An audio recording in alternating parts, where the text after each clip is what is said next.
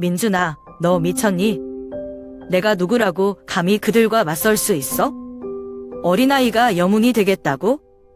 온 가족이 너와 함께 죽기를 바라니? 내가 죽는 걸 무서워할 것 같다?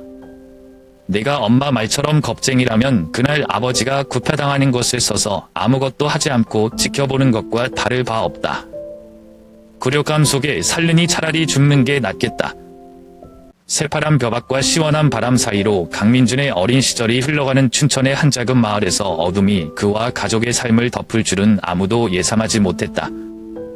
그 평화를 찢어버린 가슴 아픈 사건이 민준의 마음속에 부리는 처벌받지 않고는 살아남지 않겠다는 깨지지 않는 다짐을 남겼다.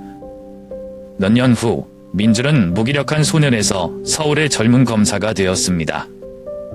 그러나 과거로부터의 위협이 그의 가족을 위협할 뿐만 아니라 춘천도 범죄의 소용돌이로 몰아넣었을 때 그는 씁쓸한 진실을 마주하게 된다. 정의는 빛뿐만 아니라 어둠과의 무관용 싸움이다. 민준의 약속은 상상했던 것보다 더 큰 범죄 세력을 물리칠 수 있는 충분한 힘이 있을까? 아니면 당신은 당신이 깨뜨리고 싶은 소용돌이에 휘말릴 것인가? 제 이름은 강민준입니다.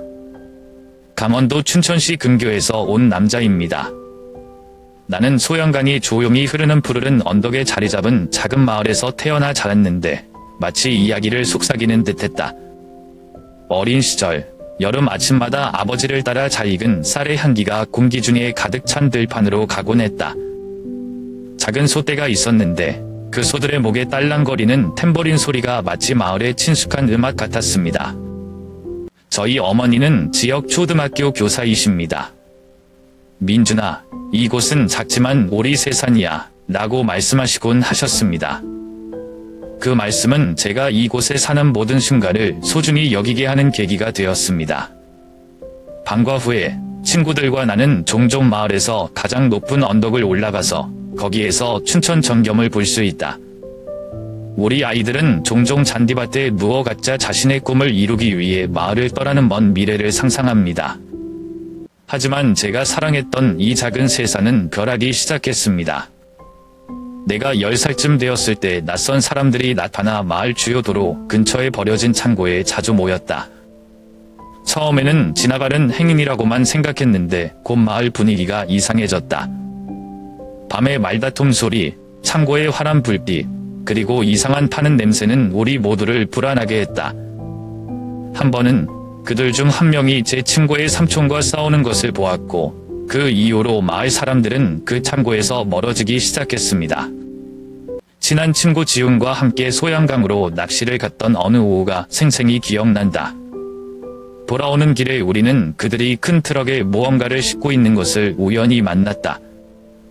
지훈이가 제 손을 잡아당기며 속삭였습니다. 보시지 마세요. 계속 가세요. 하지만 저는 몰래 돌아섰고 그들 중 한 명이 저를 쳐다보았습니다. 그때 처음으로 진짜 공포를 느꼈어요. 마치 작은 실수라도 하면 이 평화로운 삶 전체가 사라질 것만 같았어요. 저는 무슨 일이 일어나고 있는지 완전히 이해하지 못했지만 제가 잘 알고 있는 한 가지는 제가 세상에서 가장 안전한 곳이라고 생각했던 이 마을은 이제 예전 같지 않다는 것입니다. 춘천에 대한 어린 시절의 기억은 이제 만막한 불안과 평온함이 뒤섞여 있다. 아버지가 내 눈앞에서 임대 빚을 북족하는 그룹의 공격을 받은 날을 영원히 기억한다. 12살 되던 어느 겨울 오후, 집으로 통하는 작은 골목길을 가르는 음산한 춘천 하늘과 매서운 바람이 불었다. 아버지는 힘든 하루 일과를 마치고 맘마을에서 돌아오셨다. 나는 그를 데리러 달려갔지만 낯선 사람들이 집 앞에서 기다리고 있는 것을 보았을 때 그의 눈빛이 걱정으로 가득 차 있다는 것을 알아차릴 수 있었다. 강씨, 우리는 시간을 낭비하고 싶지 않습니다. 서류에 서명해. 크고 차가운 목소리가 울려 퍼졌다. 아버지는 침착하셨지만 수리 도구가 든 첨 가방을 움켜쥔 손을 분명히 볼 수 있었다. 그는 이렇게 대답했습니다. 말씀드렸는데요. 그 돈은 저와 아무 상관이 없습니다. 사람 헷갈려. 그 말은 불에 기름을 붓는 것과 같다. 그들 중 한 명이 달려들어 아버지의 멱살을 잡고 땅에 넘어뜨렸다. 잘못. 서류는 여기 다 있어요. 도망갈 수 있을 것 같다. 나는 공포에 질려 비명을 질렀지만 내 목소리는 바람과 시끄러운 비명소리에 흩어지는 것 같다다.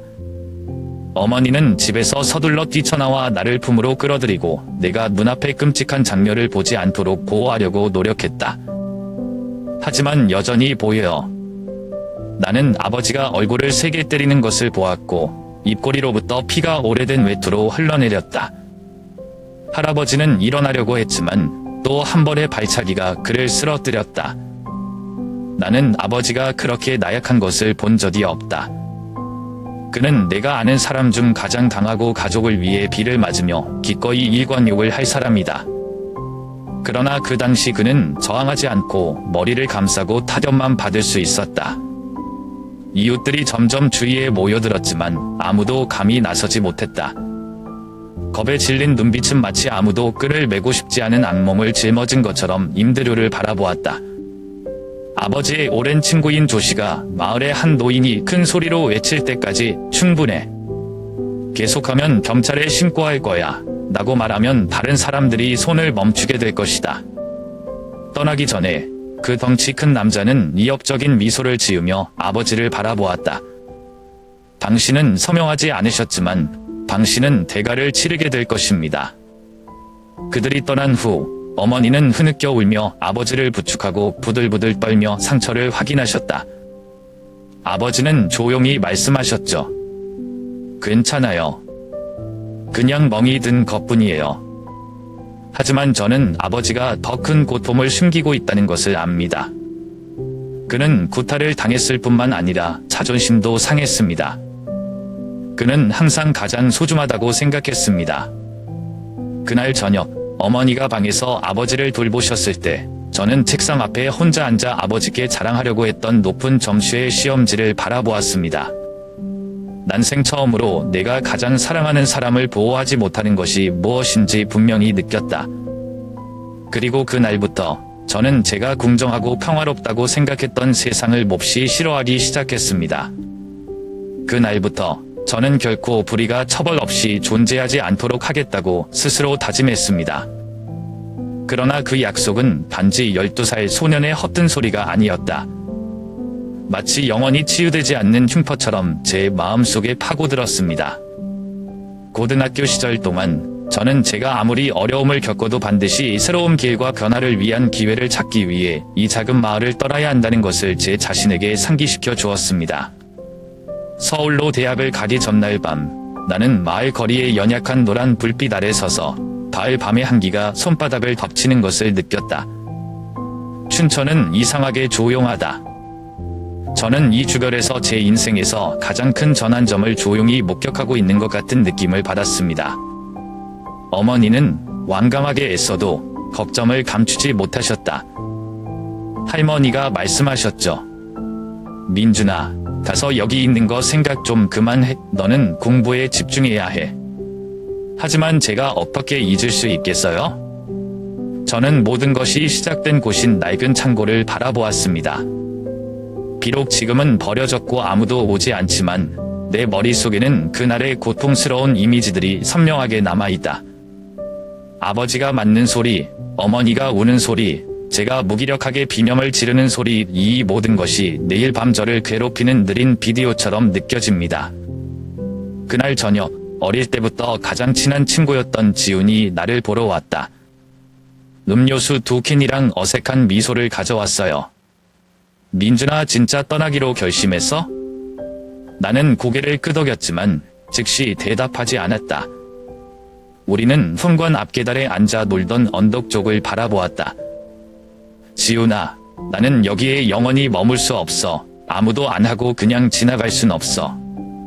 지훈은 생각에 잠겼고 그날의 채권 주심팀이 여전히 가끔 마을로 돌아갔으며 지금은 다른 몇 가구와 관련이 있다고 나에게 말했다. 하지만 모두가 두려워한다. 민준. 아무도 감히 그들에게 반대하지 않는다.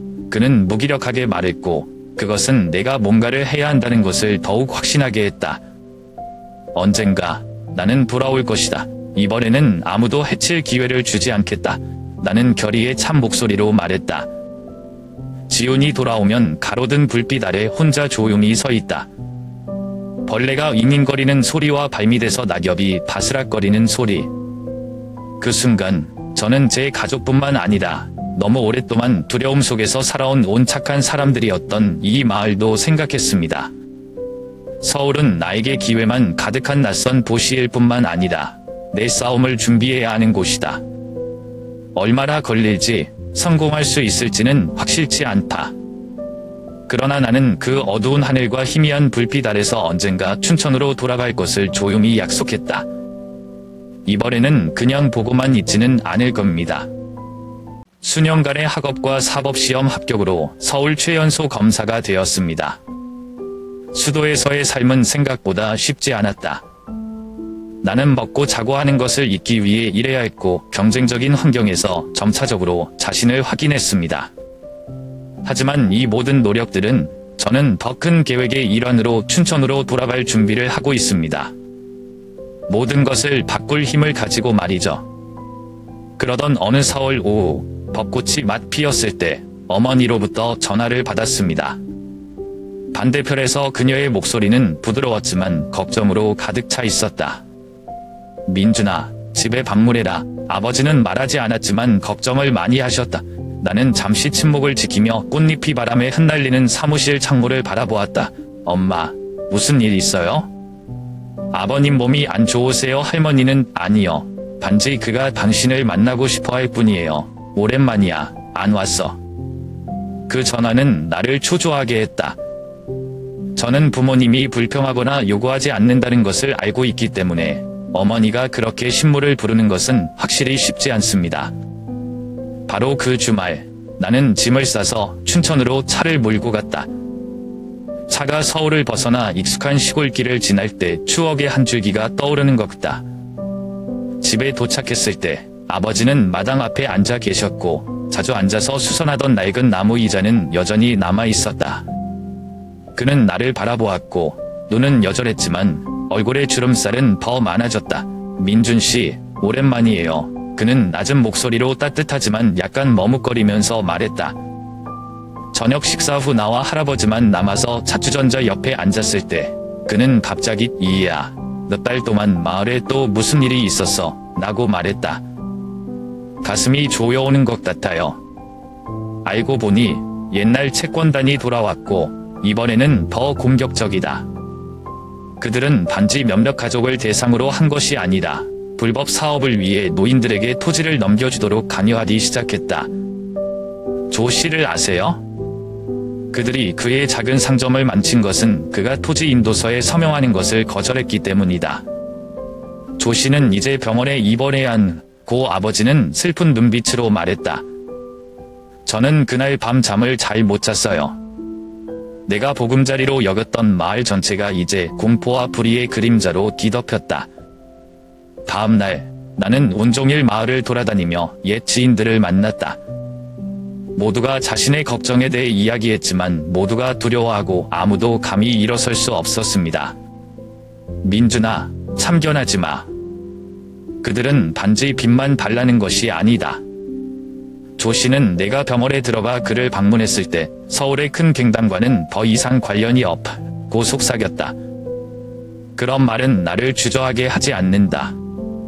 언젠가 다시 돌아와서 모든 것을 바꾸겠다고 스스로에게 약속한 적이 있다. 저는 더 이상 무력한 소년이 아닙니다. 검사로서 저는 투쟁할 수 있는 도구와 힘을 가지고 있습니다. 하지만 이게 쉬운 싸움이 아니라는 건 알아요. 이 일의 배후에 있는 사람들은 단지 몇 명의 일반적인 채무자들이 아닙니다. 그들은 네트워크가 있고 돈이 있고 속임수가 부족하지 않습니다. 그날 저녁 저는 제가 미래를 꿈꾸도록 도와주었던 오래된 책상 앞에 앉았습니다. 이번에는 꿈도 꾸지 않았다. 저는 제 마을을 평화롭게 만들기 위해 해야 할 첫 번째 계획을 세웠습니다. 하지만 먼저 저는 분명히 필요합니다. 어릴 때부터 조사기자로 일하고 있는 지훈에게 전화를 걸기로 했다. 지훈아, 내 도움이 필요해. 내가 전화로 말했고 다른 쪽 끝에서 나온 대답은 나를 안심시켰다. 민준아, 내가 거절할 수 있을 것 같다? 이 집합물은 단지 가족 모임이 아니다. 그것은 내가 오랫동안 준비해 온 전쟁의 시작이었다. 그리고 이번에는 무슨 일이 일어나든 기꺼이 맞서겠습니다. 춘천으로 돌아왔을 때 나는 더 이상 내 마을을 알아보지 못했다. 흙길은 이제 불법 공사 현장에서 나오는 먼지로 뒤덮여 있습니다. 아버지가 정성 들여 가꾸셨던 그 밭은 황폐화되었고 주택지 개발 프로젝트 나는 간판이 있는 황무지가 되었습니다. 하지만 제 마음을 가장 아프게 하는 것은 무거운 분위기가 이곳을 뒤덮고 있다는 것입니다. 사람들은 더 이상 예전처럼 마을물에 모여서 이야기하거나 시장에서 웃고 떠들지 않는다. 모두가 무언가 쏟아지기를 기다리고 있는 것처럼 고개를 숙이고 서둘러 갔다. 우리 가족을 위협했던 사람들은 이제 예전처럼 몰래 달아가지 않는다. 그들은 마을을 노골적으로 돌아다니며 호화로운 옷을 입고 비싼 차에 앉아 담배를 피우며 마치 이 땅 전체가 자신들의 것인 양 큰 소리로 말했다. 한 번은 옛날에 아버지를 때린 적이 있는 사람 중 한 명을 본 적이 있다. 그는 길가의 카페에 앉아 낯선 남자와 이야기를 나누고 있었다. 나를 스쳐가는 그의 눈빛은 여전히 여느 날과 같은 위험과 오만함을 풍기고 있었다. 나는 착잡한 상태로 집에 돌아왔다. 이제 많이 늙으신 우리 부모님은 더 이상 예전처럼 낙관적이지 않다. 제가 무슨 일이 일어나고 있는지 물었을 때 아버지는 조용히 고개를 저으셨고 어머니는 조용히 말씀하셨죠. 민준아, 상황이 달라졌어. 마을 사람들은 그들을 두려워합니다. 너 끼지 마, 응? 우린 그냥 평화롭게 살면 돼. 하지만 어떻게 무시할 수 있을까요? 마을 사람들의 시련한 눈빛을 생각할 때마다 분노가 치밀어 오른다. 그날 밤, 나는 마을을 둘러보기로 결정했다. 희미한 가로등 불빛 아래 오래전부터 우리 집 근처에 살던 이 할머니를 보았다. 그녀는 자파상을 파는 작은 가게의 주인이었지만 지금은 문을 닫았다. 제가 물었더니 그녀는 한숨만 쉬었습니다. 그들은 지역 개발을 위해 토지 임대료를 요구하러 왔습니다. 갚을 수 없어서 문을 닫아야 해요. 나는 그 말을 할 때 그녀의 주름진 손이 떨리는 것을 보았다. 다음날 지훈이가 저를 보러 왔어요. 그는 임대 부채 요구, 토지 점거, 시민들을 협박하여 재산을 내놓도록 강요하는 것까지 이 그룹이 저지른 불법 사건들의 목록을 포함한 서류 뭉치를 가지고 있다. 지훈이가 민준아, 우리 혼자 이거 하면 안 돼. 저는 언론에서 일하는 몇몇 동료들과 연락을 취했고 그들은 기꺼이 도와주었습니다. 하지만 너는 검사로서 뭔가를 할 필요가 있어. 우리는 강력한 증거가 필요하다. 저녁에 나는 부모님을 마당으로 불러냈다. 나는 연한 달빛 아래서 이 일을 그냥 지나칠 수 없다고 그들에게 말했다.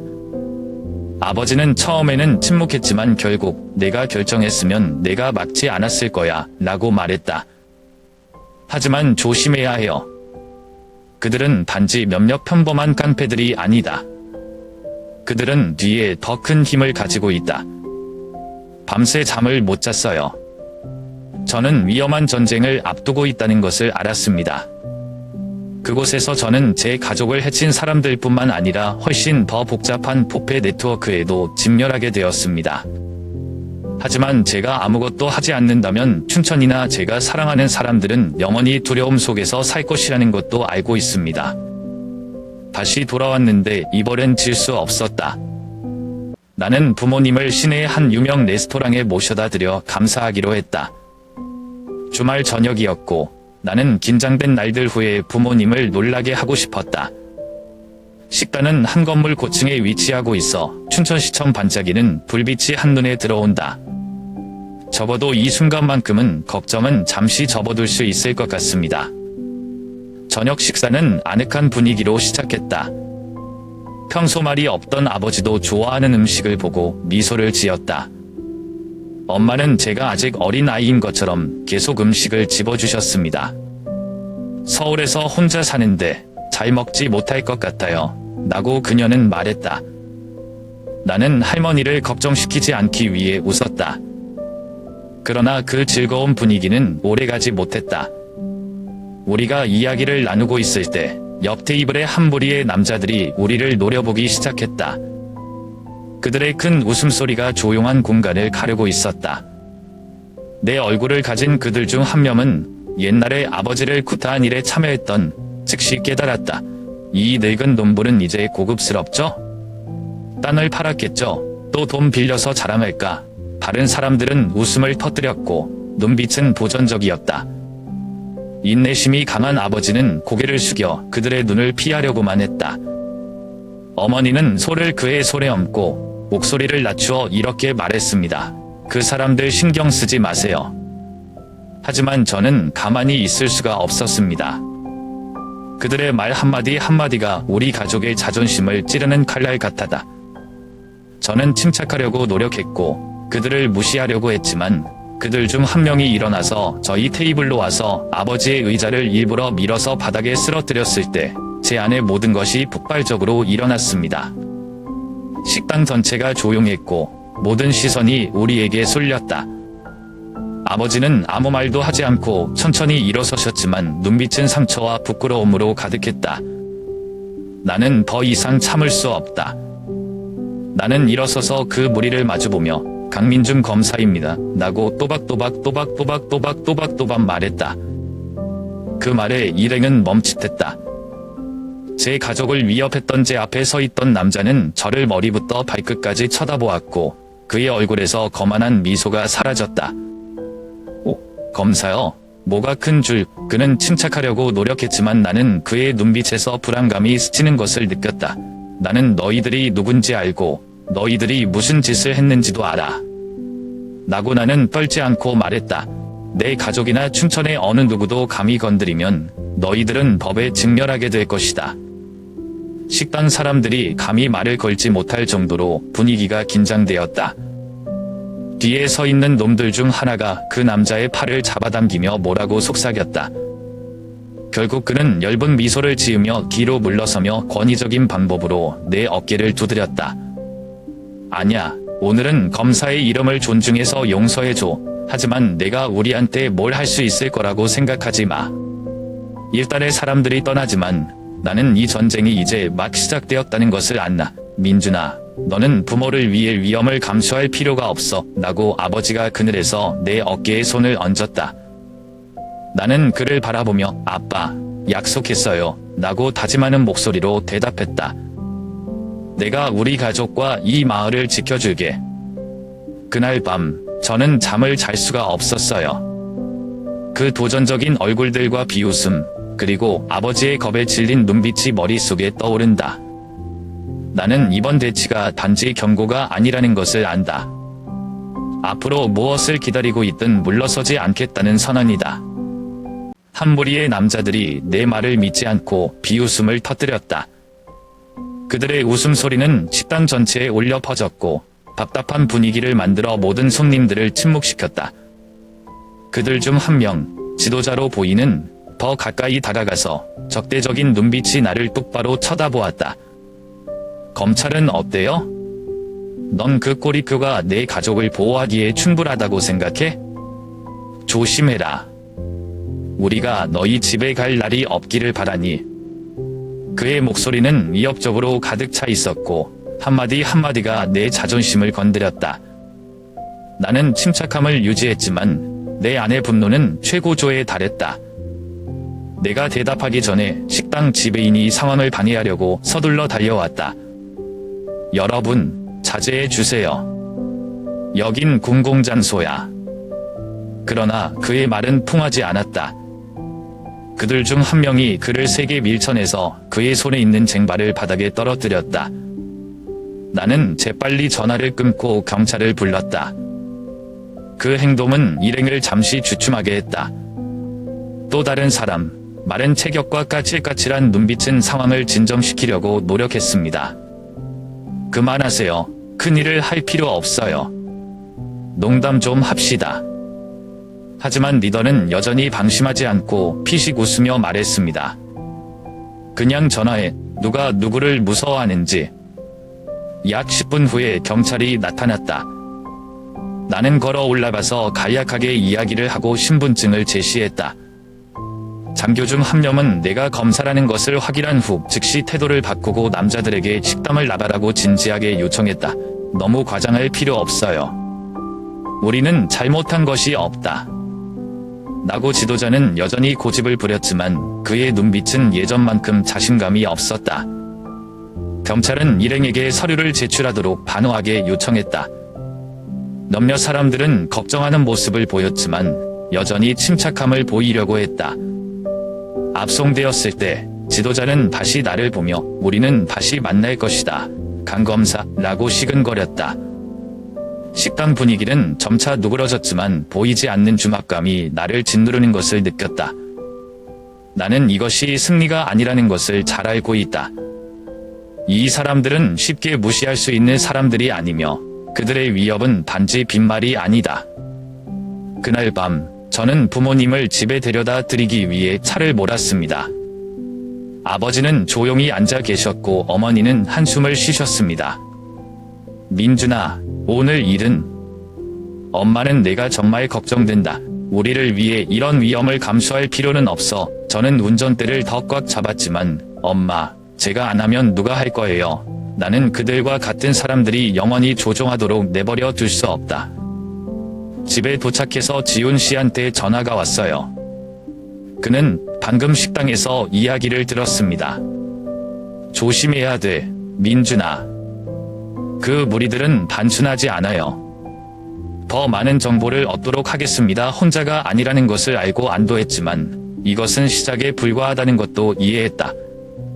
그날 밤 지훈이 보낸 서류를 한 장 한 장 넘기며 작은 방에 혼자 앉아 있었다. 그들의 이름, 불법 행위, 그리고 그들의 복잡한 연관성까지 밝혀졌습니다. 그들의 네트워크는 춘천에만 국한되지 않고 대도시에까지 도달한다. 여기서부터 나는 불균형적인 전쟁에 돌입해야 한다는 것을 알았다. 하지만 맞서지 않으면 영원히 후회와 무기력하게 살 것이라는 것도 알고 있다. 이 싸움은 아무리 힘들어도 나는 반드시 이겨야 한다. 춘천, 제 가족, 그리고 이 불의에 시달린 모든 사람들은 평화롭게 살 자격이 있습니다. 그날 밤 나는 고등학교 때 시험 공부를 했던 고향의 오래된 방에서 밤을 지새웠다. 지훈이 보낸 어지러운 서류 뭉치를 노란 책상 불빛이 휙 내리쬐었다. 단편적인 정보에서 조각들을 꿰어 놓으려고 노력했지만 연구할수록 복잡한 퍼즐을 푸는 느낌이었다. 알고 보니 이 폭력배들은 단지 그 지역의 말썽꾸러기들이 아니었다. 그것들은 서울에서 지방으로 뻗어나가는 네트워크를 가지고 있는 더 큰 조직과 관련이 있다. 조씨, 이씨, 성삼촌 가족 등 제가 잘 알던 피해자 명단에 마을에 낯익은 이름이 올라 있었다. 모두 토지를 강제로 넘겨주거나 유포피아 금리의 심한 대출을 받은 적이 있다. 그들이 춘천을 선택한 것은 우연이 아니다. 라고 나는 속으로 생각했다. 개발 프로젝트를 따라 랜드마크 근처에 위치한 마을의 위치가 목표입니다. 특히 주목할 만한 자료가 있습니다. 빨간 원으로 표시된 지역 지도입니다. 춘천만이 유일한 장소는 아니다. 주변 마을들도 표적에 있다. 나는 지난 며칠 동안 마을에서 산발적인 대화를 회상했다. 모두가 아는 것 같지만 아무도 감히 말을 꺼내지 못한다. 이 할머니는 가게를 잃었고 조씨는 병원에 입원했지만 아무도 감히 건드리지 못하는 식의 반문만 했다. 시계는 자정을 가리키고 저는 아직도 풀어야 할 질문들을 적으려고 허리를 굽혀 쓰고 있습니다. 누가 1등이에요? 어떻게 하면 이 네트워크를 깨뜨릴 수 있을까요? 지역 경찰이 이 단체의 노골적인 행동에 대해 항상 침묵하고 있을 때 연루되어 있는다. 그 사이에 내 핸드폰이 울렸다. 지훈이요. 그의 목소리는 도청당할까봐 두려운 듯 부드럽게 속삭였다. 민준씨, 몇 가지 더 많은 정보를 찾았어요. 식당에서 만난 일행은 작은 분과에 속하지만 이들은 박재현이라는 인물과 연줄이 다이다. 그는 서울에서 유명한 사업가이지만 그 뒤에는 부패와 범죄의 온상이 있다. 박재현. 낯설지 않은 이름. 서울의 주요 소송에서 그에 대해 들은 적이 있지만 증거가 부족하거나 없던 세력의 간섭을 받아 모든 혐의가 빠르게 종결되었다. 나는 지율에게 물었다. 그 사람 확실해요? 증거를 더 찾을 수 있는 방법이 있나요? 지호는 대답하기 몇 초 전에 묵념했다. 내부에 정보원이 있는데 시간이 좀 필요하다. 그리고 민준 씨는 정말 계속하고 싶으면 마음의 준비를 하세요. 더 이상 춘천의 일만이 아니다. 우리는 전체 시스템을 다루고 있다. 통화 후 나는 책상 앞에 조용히 앉아 있었고 머리가 빙빙 돌았다.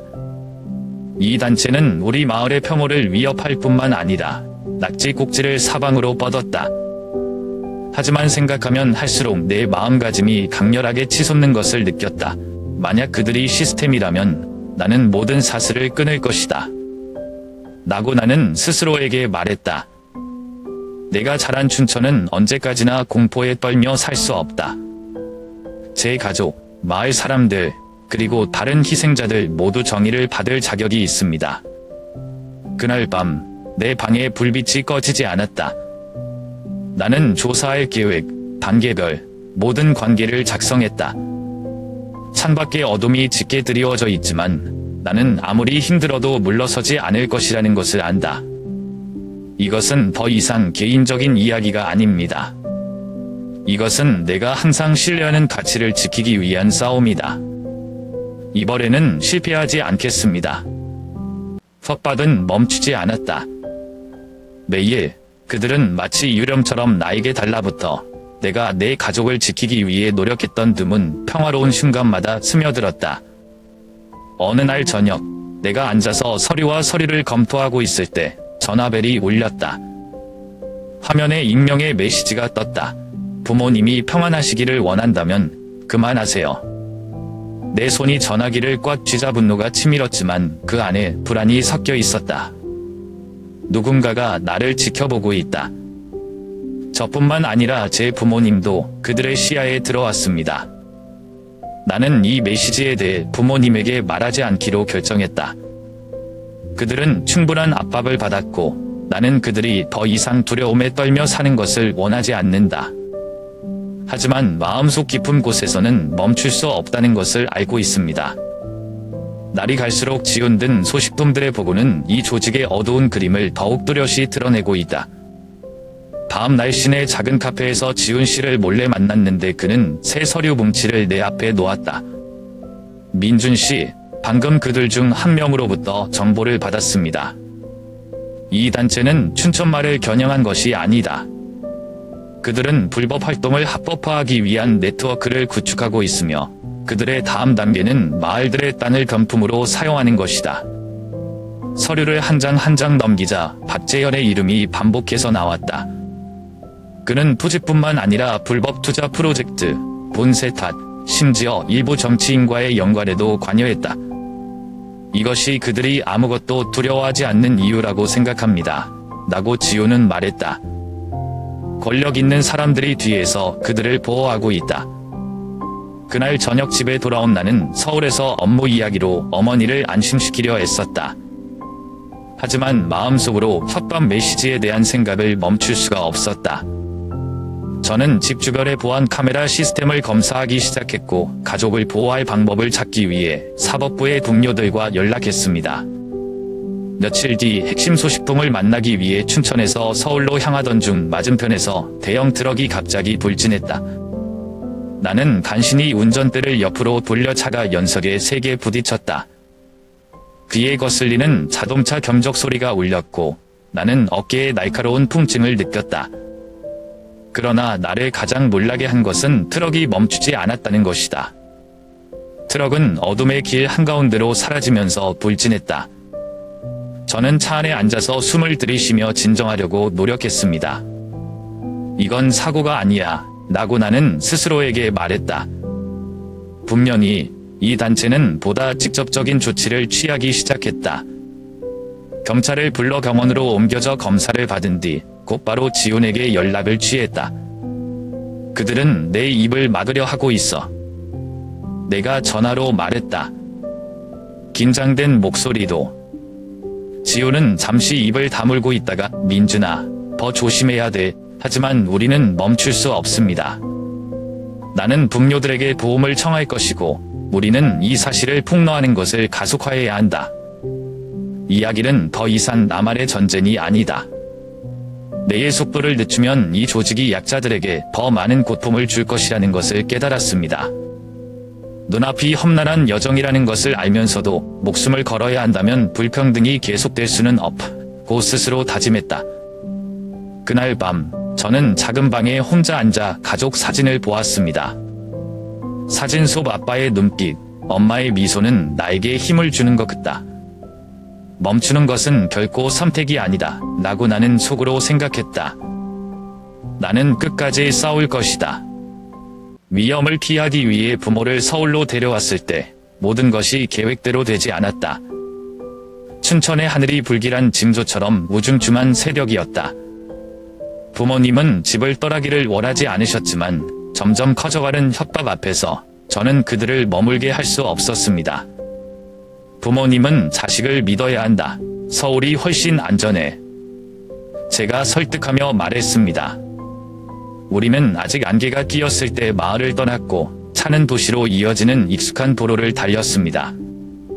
어머니는 뒤에 앉아 쉬지 않고 물었다. 민준아, 무슨 일이야? 잘 말하진 않지만 심각한 건 알아요. 걱정 마세요. 제가 해결할게요. 라고 안심시켰지만 속으로는 불안감을 멈출 수가 없었습니다. 차가 한적한 거리로 다가오자 검은색 SUV가 갑자기 길가에서 돌진해 우리 앞을 가로막았다. 급히 브레이크를 밟았지만 무슨 일이 일어났는지 아직 이해하지 못했고 다른 두 대의 차가 뒤에서 접근했다. 내 차 문이 활짝 열렸고 복면을 쓴 남자들이 뛰어들었다. 빨리 내려. 한 남자가 큰 소리로 외치며 우리 엄마를 뒷좌석에서 끌어내렸다. 나는 달려가서 맞서 싸우려고 했지만 머리를 세게 맞았다. 민준, 조심해. 라고 아버지의 외침은 모든 것이 어둠 속으로 들어가기 전에 제가 마지막으로 들었던 것이었습니다. 의식을 되찾았을 때 머리가 어지럽고 온몸이 아팠다. 창고의 천장에 매달린 전구에서 희미한 불빛이 내리쬐고 나는 낡은 나무 의자에 꽁꽁 묶여 있음을 깨달았다. 주변 공간은 차갑고 습하며 녹슨 쇳내가 코를 찔렀다. 내 앞에 한태식이 있는데 생각지도 못한 얼굴이다. 그는 갱단의 우두머리일 뿐만 아니라 제가 초등학교 시절 함께 놀았던 제 어린 시절 친구이기도 합니다. 너도 언젠가 내 손에 떨어질 줄이야, 민준. 그가 빈정대는 듯한 목소리로 말했다. 태식이는 이제 내가 알던 착한 아이 모습과는 완전히 달라졌다. 그는 번지르르하고 눈빛이 날카롭고 계산적인 검은 정장을 입고 있었다. 나는 침착하려고 애쓰며 그를 똑바로 바라보았다. 태식아, 너 왜 여기 있니? 우린 친구였어. 왜 이 길을 택했어요?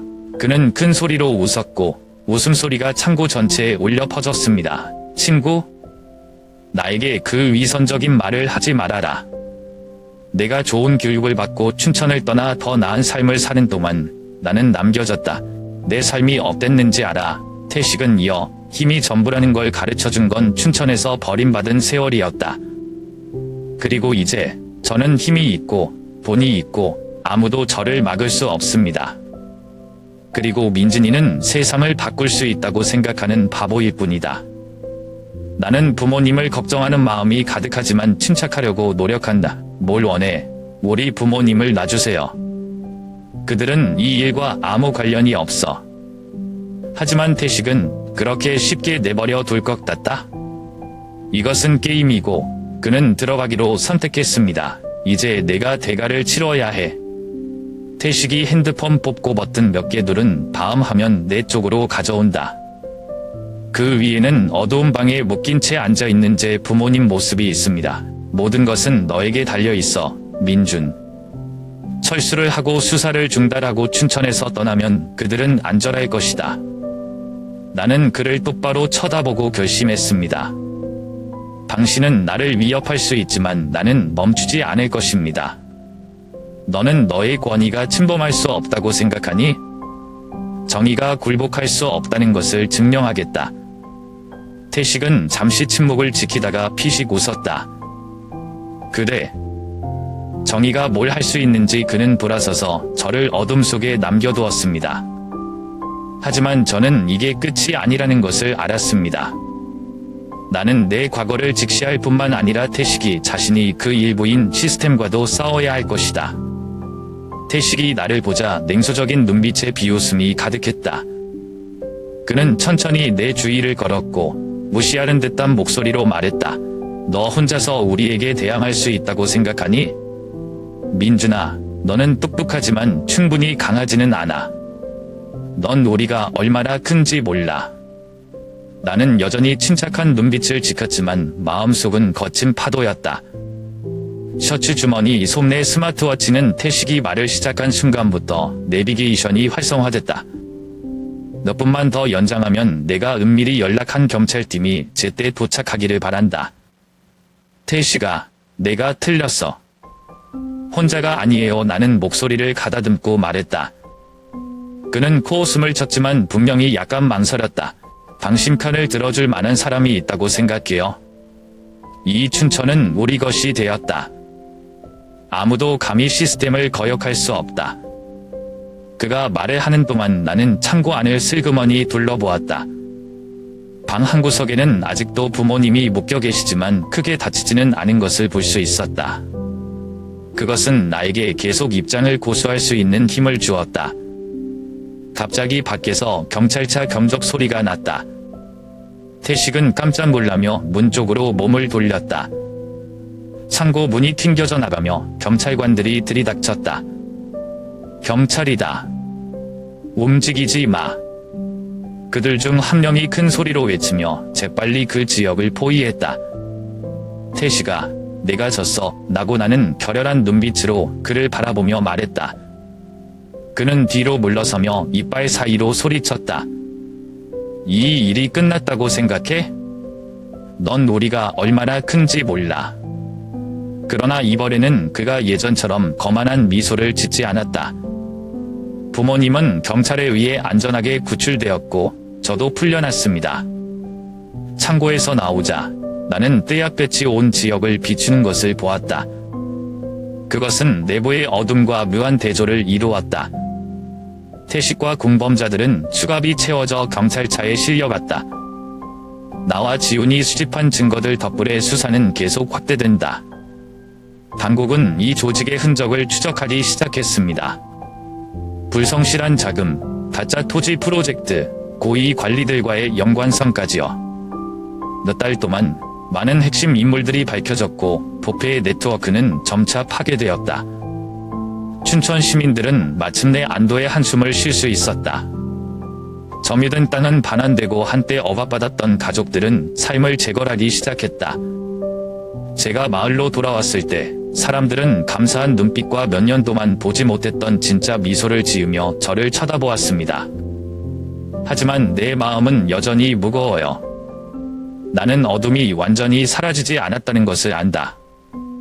반국과 내가 맞닥뜨린 세력은 한 조직에만 국한된 것이 아니다. 압송당하기 전 태식은 잊을 수 없는 한마디를 했다. 한쪽 끝을 자르면 바람 많은 머리가 생긴다. 어느 날 저녁 춘천을 내려다보는 언덕에 서서 이 전쟁에서 얼마나 멀리 갈 수 있을까 라고 생각했습니다. 하지만 그 답이 무엇이든 간에 저는 멈출 수 없다는 것을 알았습니다. 춘천, 제 가족, 그리고 정의를 믿었던 모든 사람들이 제가 계속 나아갈 수 있는 이유입니다. 어둠은 불어올 수 있지만 우리가 싸움을 멈추지 않는다면 빛은 항상 여기에 있을 것입니다. 라고 나는 속으로 생각했다. 집으로 가는 길목에서 낯익지만 희망적인 옛 들판에서 나는 산들바람을 느꼈다. 어느 날 서울 사무실에서 하얀 봉투를 받았다. 봉투에는 발신인 이름도 우편물 표시도 없어 마치 내 우편함에 직접 넣어둔 것 같다다. 열었을 때 등줄기를 따라 한기가 흐르는 것을 느꼈다.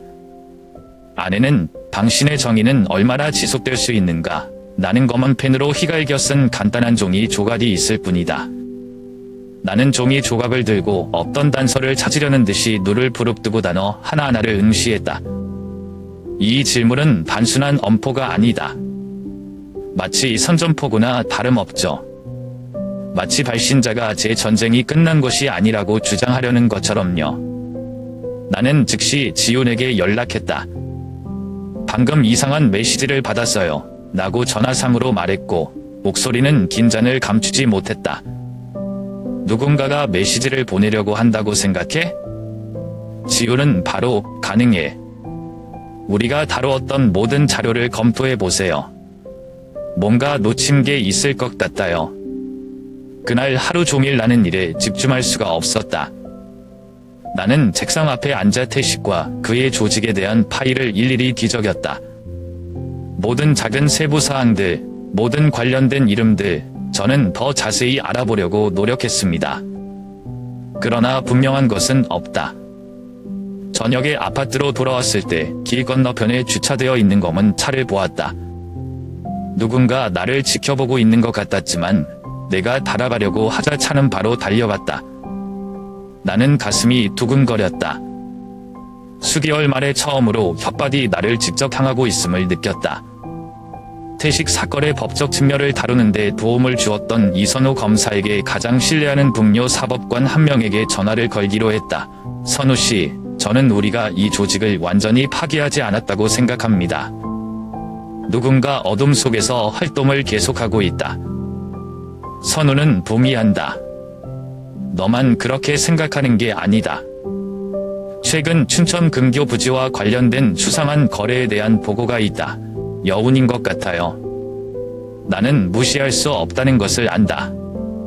다음날 아침, 나는 즉시 조사를 재개하기 위해 상사에게 허락을 구했다. 그러나 나를 놀라게 한 것은 심지어 사무실 내부에서도 엇갈린 의견이 있다는 것이다. 일각에선 옛일을 꺼낼 필요가 없다며 태식이 사건은 일단락됐다는 주장도 나온다. 검찰청에서 비공개 회의가 열렸다. 회의에서 저는 조직이 여전히 운영되고 있다는 모든 징후를 보여주었지만 모든 사람이 동의하지는 않았습니다.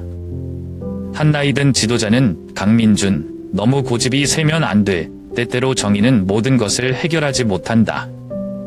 그 말이 나를 피가 끓게 했지만 나는 침착하려고 노력했다. 만약 우리가 단지 어렵다고 해서 정의를 포기한다면, 그렇다면 우리는 불평등을 일으키는 사람들과 다를 바 없습니까? 나는 대답했고 나의 엄숙한 눈빛은 방 전체를 침묵에 빠뜨렸다. 회의 후 선우가 다가와 어깨를 두드리며 민준아, 너는 이 전쟁에서 외롭지 않아. 내가 도와줄게. 그 말은 나에게 힘을 주었다. 며칠 뒤 춘천에서 토지거래를 더 조사하던 중 지훈으로부터 기밀 보고서를 받았다. 그 중에는 기업, 관료, 심지어 몇 명의 정계 유명 인사들의 새로운 이름 목록이 포함되어 있다. 그들의 네트워크는 더 이상 지역 범죄 집단일 뿐만 아니라 더 큰 조직까지 파고들었다. 당신의 정의는 얼마나 오래 지속될 수 있습니까? 머릿속으로 질문을 반복했고 이번에는 내가 굳건히 서 있는 한 정의는 끝나지 않을 것이다. 라고 대답했습니다. 창가에 서서 번화한 서울 시내를 바라보며 나는 내 앞에 무엇이 기다리고 있는지 곰곰이 생각했다. 고층 빌딩의 네온 불빛이 밤하늘을 환하게 밝혔지만 마음속에는 공허한 기운이 감돌고 있었다. 저는 스스로에게 물었습니다. 앞으로 다가올 일에 대처할 수 있는 힘이 있을까요? 모두가 희망과 기회의 중심이라고 생각했던 서울은 내게는 전쟁터였다. 밖에 있는 급박한 얼굴들, 차들로 붐비는 거리들, 내 머리 위로 끊임없이 지나가는 생각들로 모든 것이 흐려지는 것 같다.